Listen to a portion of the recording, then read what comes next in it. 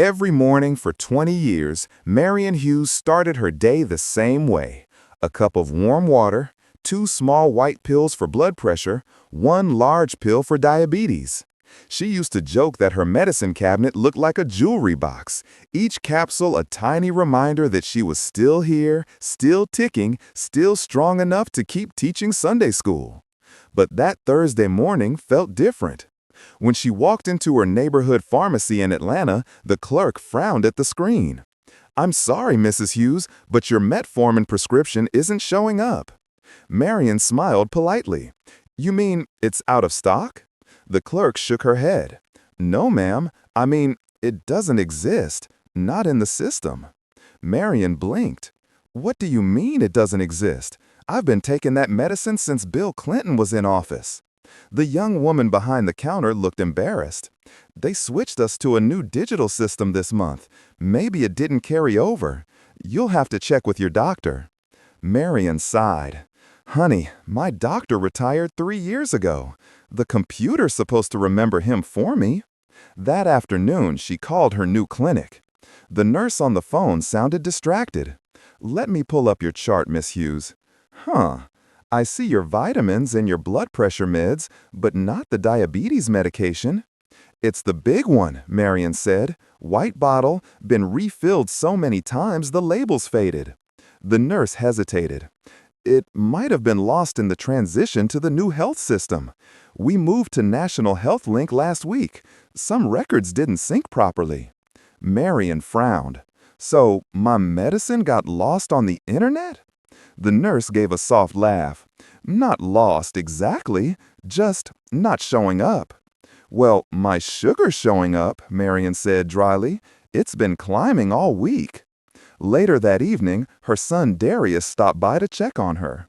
She showed him the app on her phone. "See here? It says no active prescriptions, like I never took a thing in my life." Darius scrolled through the screen. "That's crazy. You've got years of records." Marion nodded. 20 years of proof that I'm doing what I'm supposed to. Now I'm invisible to my own doctor." He sighed. "I'll call the clinic tomorrow." The next morning, Darius stood in line at the medical records office. When it was his turn, the clerk, a man in a white polo shirt, typed on his keyboard and squinted at the monitor. "Let's see. Hughes, Marion. Date of birth? March 2nd, 1955. Got it. All right, here's your mother's chart. Yep, she's listed in the new system. Just no diabetes meds." Darius frowned. "Can you restore them?" The clerk shook his head. "Once the data migration's complete, we can't edit legacy fields manually. Everything's synced from the old system to the new." "Then unsync it," Darius said. The man gave a weary smile. "I wish it worked that way." That afternoon, Marion tried to laugh it off with her friends at church. "Maybe the Lord's telling me I'm healed," she said, waving her hands. "If the computer says I don't have diabetes, maybe I should start eating pie again." The room chuckled, but her friend Dorothy leaned over. "Be careful, girl. My sister's allergy list vanished too. They gave her the wrong antibiotic last month." Marion froze. "Vanished?" Dorothy nodded. "Said it was a data merge issue. She ended up in urgent care." Marion's smile faded. That night, she opened her medicine cabinet. The bottles lined up neatly, labels facing forward like little soldiers. She picked up the empty metformin bottle, reading the faded date. Last refill, June 12, 2028. She turned it over and whispered, "You were never just a number." Her reflection in the mirror looked tired. Not angry, just tired. The kind of tired that comes from realizing you can disappear without leaving the house. The next morning, Darius burst through the door holding a stack of papers. "Mama, I found out something," he said. "They're using new software that automatically deletes anything the system thinks is a duplicate. If your insurance didn't pay for it, or if it came from a community clinic, it gets flagged." Marion's eyes narrowed. Flagged for what? For deletion. She stared at him, the silence heavy. "So the machine thinks my medicine's suspicious because I didn't buy it from the right place?" Darius nodded. "That's what it looks like." Marion shook her head slowly. Then maybe the problem isn't the system forgetting me. Maybe it never learned to see me in the first place. Marion Hughes didn't lose her prescription. It was erased by a system built to clean data faster than it could understand lives. In the name of efficiency, it decided whose history was worth keeping. That night, as the streetlights flickered outside her window, Marion wrote in her notebook. They told me the system updated overnight. But it didn't just erase a pill. It erased proof that I've been surviving. Next, Darius learns how the new health network works and why its algorithm for data confidence quietly erases the records of the very people it was meant to protect. The next morning, Darius sat in the clinic's waiting room with a black coffee, scrolling through his phone, trying to make sense of what had happened to his mother's medical record. The nurse had said the new system was called National HealthLink. It sounded fancy, high-tech, even patriotic, but to him, it already felt like a machine that could delete people without blinking. When the receptionist called his name, he followed her into a small office filled with glowing screens. A technician in a white coat greeted him. "You're Mrs. Hughes' son, right? We can explain what happened." "Please do," Darius said, "because right now, my mom's chart looks like she's never been sick a day in her life, and I know that's not true." The man nodded, typing quickly. "Okay, here's the thing. The old record system was regional. Every clinic, every pharmacy kept its own files. Now, with HealthLink, we're merging all of them into one national database." "Merging," Darius repeated. "You mean copying?" "No," the technician said, "combining. The system looks for duplicates, same name, date of birth, insurance number, and consolidates them into one master file." "Sounds good in theory," Darius said, "until it erases the wrong thing." The man gave a sheepish smile. "Sometimes the system gets a little overconfident." He clicked a few keys, pulling up a color-coded screen. "See this column here? It's called data confidence. It measures how sure the program is that two records belong to the same person. Green means 100%, yellow means maybe, red means risky." Darius leaned closer. "My mom's file is yellow." "Right," the technician said. "So the system compared her to another Marion M. Hughes in South Carolina with a similar birthday. It merged everything it thought matched and deleted the rest as unverified." "You're telling me it decided what parts of her life were real?" The technician hesitated. "Technically, yes. The merge algorithm prioritizes records with complete demographic data: race, insurance, employer, address. If something's missing, it assumes it's unreliable." Darius stared. "You mean if a field like race says unknown, it treats the whole record as suspicious?" The man nodded quietly. "That's how it was designed." Meanwhile, across town, Marion was on the phone with her friend Dorothy again. "They said my file got merged with another woman's," Marion said, pacing her kitchen.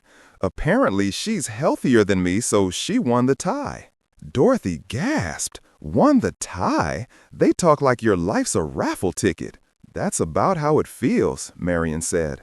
"My doctor called and said he couldn't see my blood sugar logs because the external data feed didn't trust them." Dorothy sighed. "Girl, they don't trust you because they don't see you." Back at the clinic, Darius asked, "Why would the system even use race or zip code to decide what's valid?" The technician sighed. "It's not supposed to be about race. It's about reliability. The algorithm was trained on data sets from hospitals that had better digital histories, mostly urban private ones. So it learned to trust those records more?" "Exactly. And people who went to community clinics or switched doctors often get lower confidence scores." Darius exhaled. "That's half the country." The technician nodded. "Especially seniors, folks with Medicare, or patients who pay cash sometimes. The model calls it fragmented history." "Fragmented?" Darius said. "That's not fragmented. That's real life." When he got home, Marion was sitting at the table with her glucose meter, frowning at the numbers. "Still high," she said quietly. I talked to the IT guy, Darius said. He says the system thinks your record's unreliable. Marion laughed without humor. Unreliable? I've been more consistent with my pills than most people are with their prayers. Darius smiled weakly. He said your file's yellow. Yellow? She asked. Is that good or bad? Bad enough to delete your medicine, he said. Marion shook her head. So a color code decided my blood sugar? Later that evening, Darius couldn't shake the technician's last words. The merge algorithm prioritizes efficiency. He pulled up HealthLink's public website. The homepage banner read, "Streamlined care through intelligent record management." Scrolling down, he found a slogan in bold. Less paperwork, more precision. He whispered, precision for who? Marion sat by the window, watching the sunset fade over her quiet street. She thought about all the checkups, the handwritten notes, the blood tests she'd done over the years. All gone, flattened into a clean digital file that didn't know her story. She reached for her notebook and wrote, "They built a system to remember everything, but somehow it forgot me first." The new HealthLink system promised progress, faster, smarter, unified. But in its rush to organize, it confused accuracy with authority, efficiency with empathy. And in the fine print of its design, it taught itself who was easiest to erase. Next, Darius uncovers what the computer actually got wrong, and why its confidence score quietly punished anyone whose history didn't fit its perfect pattern. 2 days later, Darius sat at his kitchen table with his laptop open, surrounded by printouts from the clinic. The documents were filled with lines of code, tables, and phrases that looked harmless until you realized what they meant. At the top of one page read, "Demographic confidence, 47%, record flagged for merge optimization." He read it twice. 47% confident my mother exists, he muttered. When Marion walked in carrying her blood sugar monitor, he looked up. "Mama, did you ever fill your metformin at the clinic pharmacy instead of Walgreens?" She nodded. "Back when the prices went up. The clinic had a program for seniors. You remember? The little blue label bottles." He exhaled. That's what did it. The new system marked those refills as unverified entries because they weren't processed through your insurance. Marion frowned. Unverified? Baby, I verified them with my own hand, swallowed every one. Later that afternoon, Darius returned to the hospital's IT department, this time with a folder of his own. "I need someone to explain why my mother's record was flagged," he said. The data officer, a woman with kind eyes but a tired tone, invited him to sit. "The HealthLink migration flagged a lot of patients," she said, "but only the ones with inconsistent data." "Inconsistent how?" She pulled up the screen. "Well, look here. Your mother's race field says unknown. Her old doctor didn't code it. The system uses that to estimate population accuracy. Unknown values drop confidence." Darius's eyebrow shot up. So because her race wasn't labeled, the computer didn't trust her record? The woman hesitated. Technically, yes. The program uses statistical models to predict data quality. Incomplete demographics often mean fragmented histories. It's not personal. Darius laughed bitterly. Not personal? It deleted her medicine. He asked to see the audit log, a timeline showing what the system had done during the data merge. At 2:14 a.m., the log read, "Merge initiated. Duplicate found. Hughes Marion M. Confidence match, 78%. Low verification medication entries removed, metformin, lisinopril. Update status, complete." He stared at the line. Low verification medication entries removed. "That's a safety feature," the officer said. "It's meant to remove potential duplicates to avoid overdose." "She didn't have duplicates," Darius said. "She had a record of survival." The officer sighed. "Sometimes the algorithm overcorrects." That night, Marion lay in bed, her mind racing. She could hear Darius pacing in the living room, muttering to himself. He finally came in holding the papers. "Mama, it's worse than we thought. The system didn't just lose your medicine, it merged you with another woman." Marion sat up. "Another woman?" "Yeah, Marion M. Hughes, South Carolina. Born in March, too, just 3 days apart. She's 40 years old and doesn't have diabetes." Marion blinked. "So the computer thought I got younger overnight?" "Pretty much. It kept her age, her weight, and her medication list. Deleted yours." Marion laughed dryly. "Well, that's one way to fix my sugar. Make me somebody else." The next day, Darius called the HealthLink support hotline. After 30 minutes on hold, a monotone voice came through the line. "Thank you for contacting National HealthLink. How can we assist?" He explained everything: the merge, the missing prescriptions, the 2 different patients. The representative said calmly, "Sir, the system uses probabilistic matching. If 2 profiles exceed the confidence threshold, they're automatically combined. Unfortunately, reversal requires administrative escalation." "How long does that take?" "Up to 90 days. 90 days?" Darius shouted. "She could end up in the hospital by then." The voice didn't change tone. "We understand your frustration.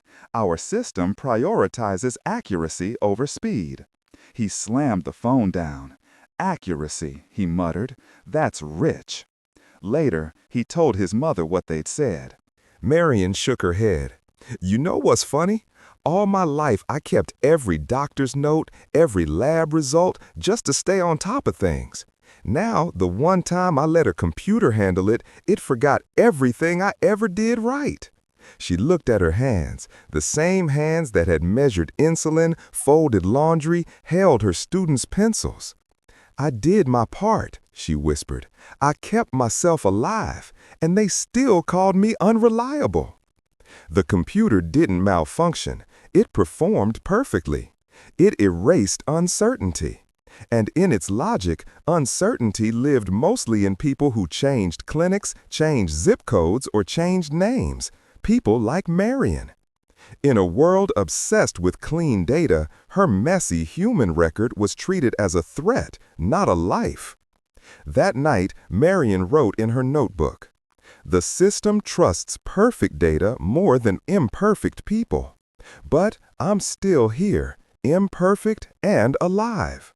She closed it, whispering, "Maybe they should build a computer that learns from that." Next, Darius goes deeper into the bureaucracy, discovering that the erasures weren't random at all, but part of a corporate plan to harmonize data and cut costs across millions of patient files. Darius didn't sleep that night. He sat at the kitchen table, surrounded by papers, his mother's old pill bottles, and 2 cups of cold coffee. Every few minutes, he'd scroll back through the HealthLink documents, rereading the same sentence that made his blood boil. "All merges are final once synced." Final, like a verdict. By sunrise, he had made up his mind. "I'm going to the hospital myself," he said. "Somebody has to fix this in person." Marion sighed, rubbing her temples. "Don't get yourself arrested, baby. Just get my medicine back." He smiled faintly. "That's the plan." At the hospital's administration office, the air smelled faintly of sanitizer and printer ink. A sign on the wall read, "Patient Data Integrity Team, Room 402. He found the door and knocked. A woman in a gray cardigan looked up from her screen. "Good morning," she said. "How can I help you?" "My mother's medical record was merged with another person. Her prescriptions were deleted. I need someone to fix it." She typed something quickly. "Name? Marion Hughes, Hughes." Her eyes narrowed at the monitor. "Ah, yes, I see 2 records under that name. One active, one inactive. Looks like the inactive one was archived after the HealthLink transfer." "Archived?" he repeated. "You mean deleted?" "Not exactly. The system keeps inactive data hidden to prevent duplication." "Hidden?" he said, leaning forward. "She's not a file. She's my mother." The woman hesitated. "I understand, sir, but edits to sync records require authorization from MedAtlas, the software provider." "Then give me their number." "They don't take direct calls from patients. You have to file a data correction request." "How long does that take?" 60 to 90 days. Darius laughed bitterly. "So if my mother's medicine disappears again, we'll just wait?" The woman looked uncomfortable. "Sir, please lower your voice." He sat back in the chair, jaw tight. "I'm not angry at you," he said softly. "I'm angry at the idea that a computer's convenience means more than her health." Later that day, he met with the hospital's compliance officer, a middle-aged man who spoke in calm, rehearsed sentences. "Mr. Hughes, we've reviewed your mother's situation," the officer said. "Unfortunately, the policy prevents us from altering merged data. It would compromise the integrity of the unified health record." "The integrity?" Darius snapped. "Her blood sugar's over 300. That's what your integrity did." The officer folded his hands. "Sir, we can't manually restore data that the system considers invalid. It could create liability issues." "Liability?" Darius asked. "You mean money." The officer didn't reply. Darius leaned closer. "Let me ask you something. How many people like my mother lost their medicine this way?" The officer cleared his throat. "We don't track demographics on data loss." "Then you don't want to know," Darius said. Back home, Marion sat at her kitchen table, sorting her pills into a plastic organizer. Some bottles were nearly empty.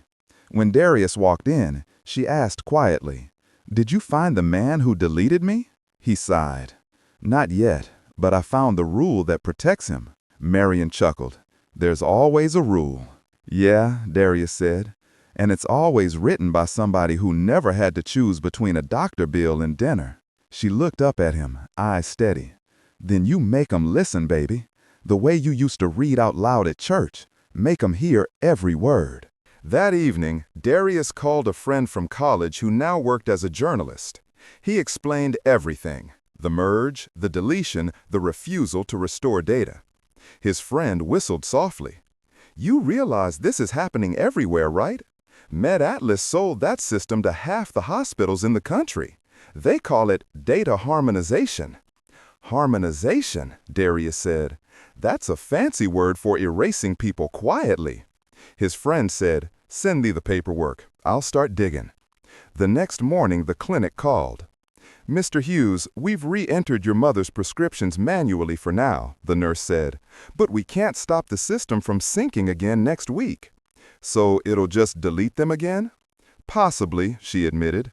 "Once the national database updates, it'll overwrite local entries." Darius closed his eyes. "So the computer gets the final say, every time." "I'm afraid so," she said. "It's policy." He hung up the phone, jaw clenched. "Policy," he repeated. That word's starting to sound like permission. When technology makes a mistake, it's called a glitch. When policy protects that mistake, it becomes a system. Darius wasn't fighting code anymore. He was fighting the quiet comfort of rules written for machines, not for people. That night, Marion wrote in her notebook, "They told me it's policy. But policy didn't raise my children or keep me alive this long. Policy doesn't take pills at 6 a.m. and hope the pharmacy remembers your name." Next, Darius finds the paper trail, the internal documents that reveal how hospitals were encouraged to delete low-confidence records to save space, time, and money. And this time, he's not alone. The envelope arrived on a Tuesday morning. It was thick, stamped confidential, internal use only, and tucked inside was exactly what Darius had requested through his records complaint, the MedAtlas documentation. He carried it into the kitchen like evidence from a crime scene. Marion raised an eyebrow. "That looks heavy." "It is," he said. "Feels like the truth." He poured the pages onto the table. Flowcharts, meeting notes, and marketing slides printed in bright blue and orange. On the cover page, the headline read, "Project Harmony, Simplifying Healthcare Data for a Modern Era." Marion chuckled. Harmony. They sure do like pretty words. Darius scanned a section labeled Performance Metrics. Each bullet point was more infuriating than the last. Redundant prescription records reduced by 12%. Data harmonization achieved across 42 regional databases. Server load improvement equals 4.8 million annual savings. And at the bottom, a line highlighted in yellow. Low confidence demographic records excluded to maintain data purity.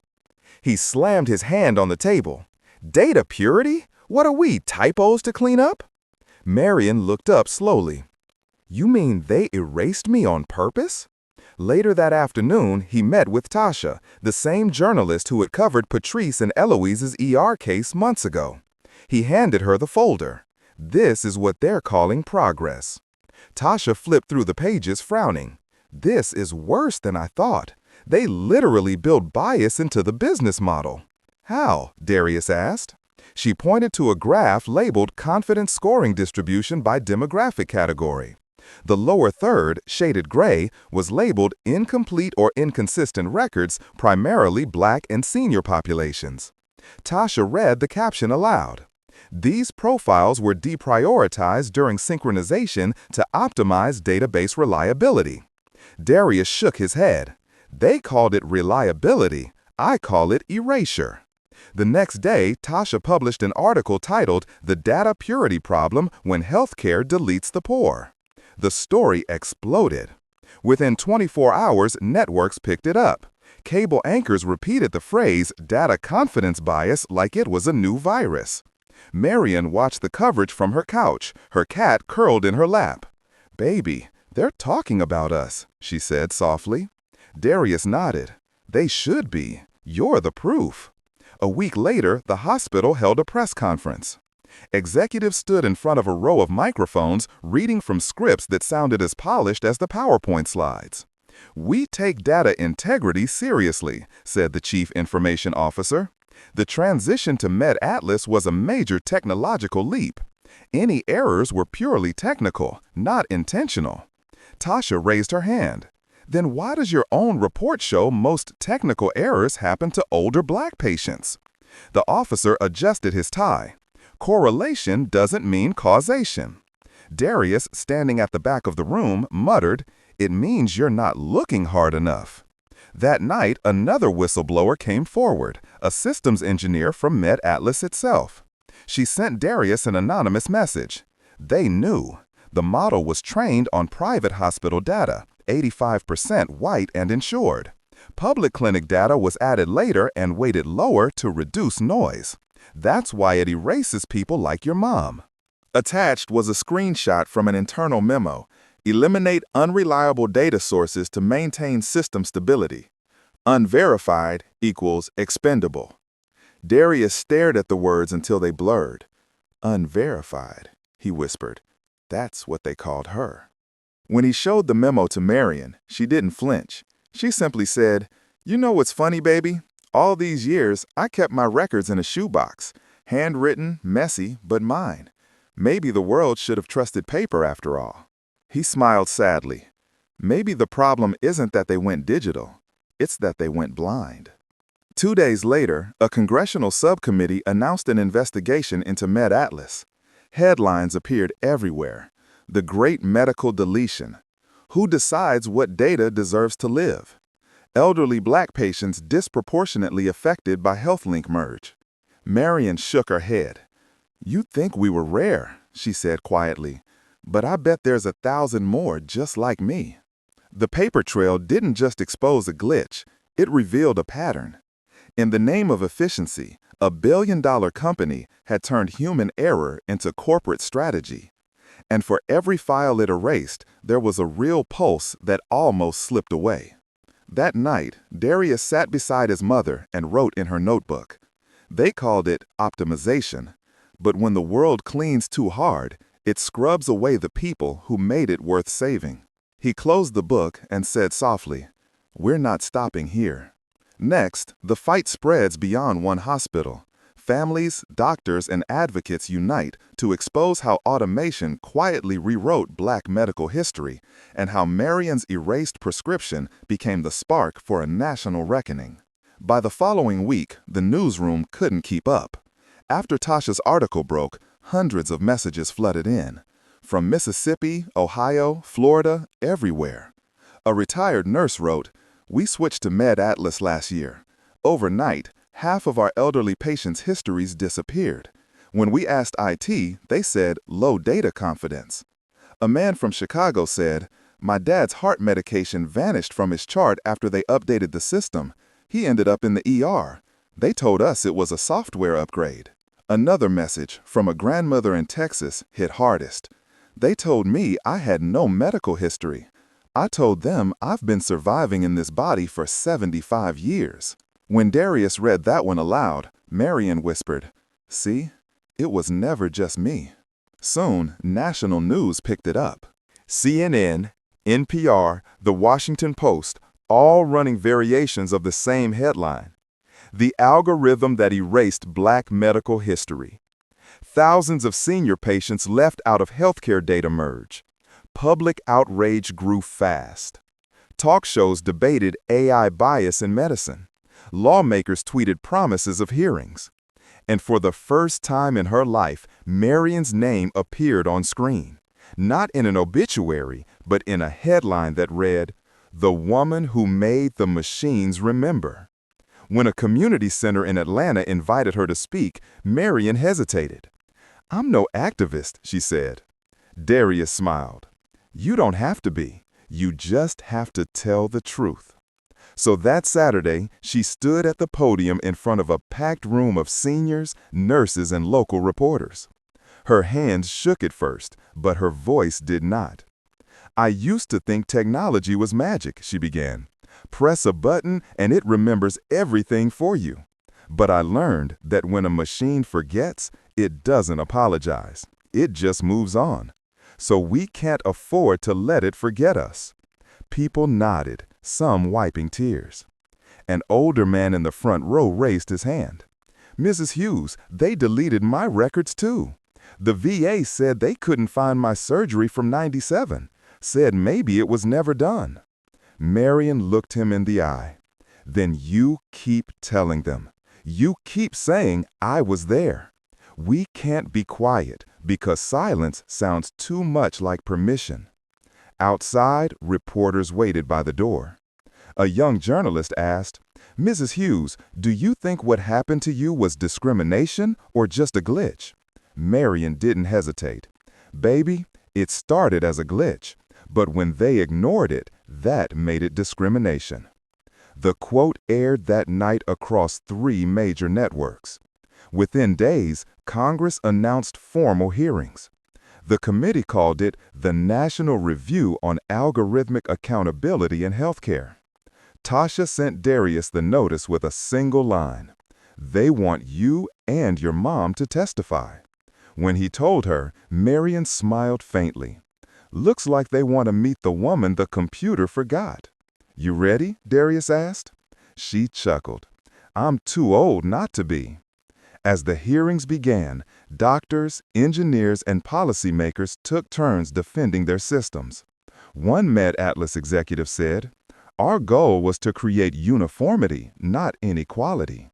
Another claimed, "Bias was never our intent." Then Marion stepped up to the microphone. Her voice was calm, clear. "I don't care what your intent was," she said. "Intent doesn't fill a prescription. Intent doesn't check my blood sugar. And intent doesn't put my medicine back in the bottle when your system erases it." The room fell silent. "I'm 70 years old," she continued. "I worked, I paid taxes, I did everything right. And one day a computer decided I was unreliable. I don't want an apology. I want a promise that the next person won't be deleted just because their data doesn't fit your definition of clean." The room fell silent. "I'm 70 years old," she continued. "I worked, I paid taxes, I did everything right. And one day a computer decided I was unreliable. I don't want an apology. I want a promise that the next person won't be deleted just because their data doesn't fit your definition of clean. Reporters wrote that her words cut sharper than any question. That night, the footage went viral. Clips of Marion's testimony spread across social media with the caption, "She wasn't a glitch, she was the warning." In church the next morning, people clapped when she walked in. "Mrs. Hughes," one woman said, "you spoke for all of us." Marion smiled, humbled. "I just told them what happens when the system forgets love." When Marion spoke, she wasn't just describing her story. She was describing a generation. Men and women whose lives had been measured by machines that valued order over empathy, data over dignity. Her words didn't just expose a flaw. They reminded the world that medicine without memory is no medicine at all. That night, Marion opened her notebook again. It turns out we were never missing from history. History was just missing from their machines. She set the pen down and whispered, "Now they'll have to remember." Next, lawmakers take action, drafting new rules to ensure that every system touching patient data must first prove it can protect the people inside it. And this time, Marion's name isn't missing. It's written in law. 2 months later, the hearings turned into a movement. It wasn't just about Marion anymore. It was about every person who had ever been lost inside a database built to save them. The hearings led to a proposal called the Patient Data Protection and Fair Access Act, nicknamed the Hughes Amendment. When Darius saw the draft, he smiled. "They used your name, Mama." Marion laughed softly. "Lord, all I wanted was my medicine back." "You got that," Darius said. "And a law." The bill's first section required every hospital to create a human verification layer, a real person who must review all data flagged as unverified before it's deleted. The second section gave patients the right to download and store their full medical history offline, like a backup of their life. And the third mandated yearly bias audits for every software company handling health records. As one congresswoman put it, if technology can erase people, it can also be taught to remember them. When the news broke, Marion's phone rang non-stop. Doctors wanted to thank her. Patients wanted to meet her. A professor from Howard University even called, asking to use her case in a medical ethics course. Marion laughed. "Imagine that, me, a textbook example." The professor replied, "You're more than that, Mrs. Hughes. You're the reason future doctors will double-check what their screens tell them." A few weeks later, Marion and Darius were invited to Washington for the signing ceremony. The White House lawn was bright that morning, cameras lined up, reporters everywhere. Marion wore her favorite pale blue suit, the same one she'd worn to church when she got her first insulin pump. As the president signed the bill, he looked up and said, "Mrs. Hughes, you reminded this country that no system is smarter than the people it serves." The crowd applauded. Darius took his mother's hand, eyes glistening. She leaned over and whispered, "Maybe now the machines will start behaving themselves." Back home, changes came fast. Hospitals began posting new signs near every reception desk. "Ask us to verify your record. It's your right." Pharmacies started printing a line on each receipt. Medication confirmed by human verification. And inside the HealthLink system, a new update rolled out. The code name, Project Memory. Its description read, "Restoring confidence where it was lost." When Darius visited the clinic a month later, the nurse smiled as she handed him a form. "You'll be happy to know your mother's chart is fixed for good. We even restored the old notes from her previous doctors." He nodded, relieved. "That's all I wanted." The nurse smiled. "We call it the Hughes Protocol now. Every flagged patient gets a manual review before deletion." Darius grinned. She'd like that. At church that Sunday, Marion spoke during testimony hour. I used to think getting old meant being forgotten, she said, but maybe it means finally being remembered for something that matters. The congregation clapped, some people standing to their feet. She smiled.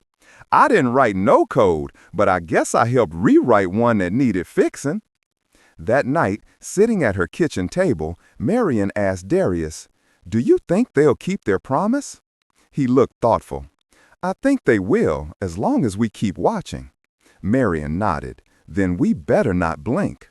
She opened her notebook, the one filled with her handwriting and blood sugar readings and prayers. On the last page she wrote, "Who can fix it? The ones who won't stop asking why. How can they fix it? By remembering that behind every file is a heartbeat."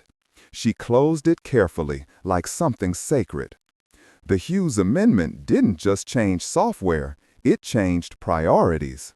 Hospitals learned that progress isn't about how fast systems update, but about who gets left behind when they do. In the end, the fix wasn't in the code, it was in the people who refused to accept being erased.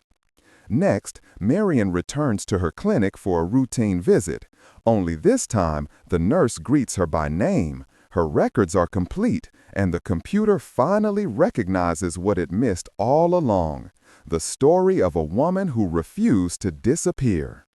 The sun was just coming up when Marion Hughes walked into the same clinic that had once lost her name. The air smelled faintly of disinfectant and coffee. The same white tiles, the same humming lights, but something was different. The woman behind the desk smiled warmly. "Good morning, Mrs. Hughes," she said. "Date of birth, March 2, 1955. Medication, metformin, lisinopril, vitamin D." Marion laughed softly. "That's me, baby. You got me down to the letter." The nurse winked. "The system flagged you for manual verification. Legacy patient, verified by human." Marion chuckled. "That's the best label I've ever had." In the exam room, her doctor, a young black woman named Dr. Evans, pulled up her chart. Every note, every blood test, every old prescription was back. Even the handwriting from her first doctor in 1999 had been scanned in. "Everything's restored, Mrs. Hughes," Dr. Evans said. "Looks like your history's complete again." Marion smiled. Complete?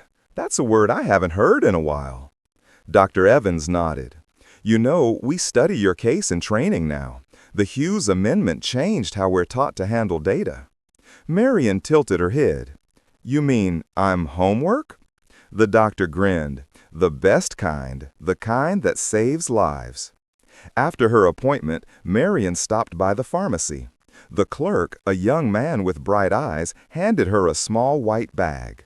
"We're supposed to double verify this with you," he said proudly. "Name and medicine." "Marion Hughes, metformin 1,000 milligrams," she replied. He smiled. "Perfect, verified by you and me." She held the bag close to her chest for a moment. It wasn't just medicine anymore. It was proof that she existed, that she mattered, that the world had learned her name again. That weekend, she spoke at the local community center, now renamed the Marion Hughes Health Literacy Hub. A banner behind her read, "Data can forget, people must remember." She stood before a group of seniors learning to access their own digital records. Some were nervous, some curious. "Now don't be scared of these computers," she said, holding up her phone. "They only act like they're in charge. You remind them who they're working for." The crowd laughed. She continued, "Every time you check your chart, every time you ask a question, you're teaching the system how to respect you. Don't let anyone tell you your history doesn't matter. If the world forgets, you remind it, kindly but firmly." The applause was long and warm. Later that afternoon, Darius picked her up. He looked around the center's lobby at the new posters showing seniors learning to use tablets. "You did this," he said. Marion smiled. "We did this. You found the proof." Yeah, but you gave it a face. She looked at him tenderly. Baby, I just gave it a voice. At home that night, Marion opened her old notebook one last time. The pages were filled with notes, phone numbers, blood sugar readings, and the story of a battle that had started with a missing pill and ended with a national law. She flipped to the final page and wrote slowly, "They tried to clean the system. Instead, we cleaned its conscience. Memory is medicine." She closed the notebook and smiled, whispering, "And now they'll remember us for good." On the clinic's computer dashboard, a new banner flashed across every patient profile. Verified by person, confirmed by voice, protected by law. Below it, in smaller text, the Hughes Amendment, 2029. Marion Hughes didn't just get her prescription back. She got her story back, and with it, the dignity of everyone who had ever been deleted in silence. In a world that measures people by data, she reminded us that being remembered is the first step to being healed. The right to health begins with the right to be remembered. The Hughes Amendment, 2029. If this story moved you, share it. Someone you love might still be waiting to be remembered. Subscribe to Older Black Person Stories, when data meets dignity, for more true stories about courage, care, and the people who make technology human again.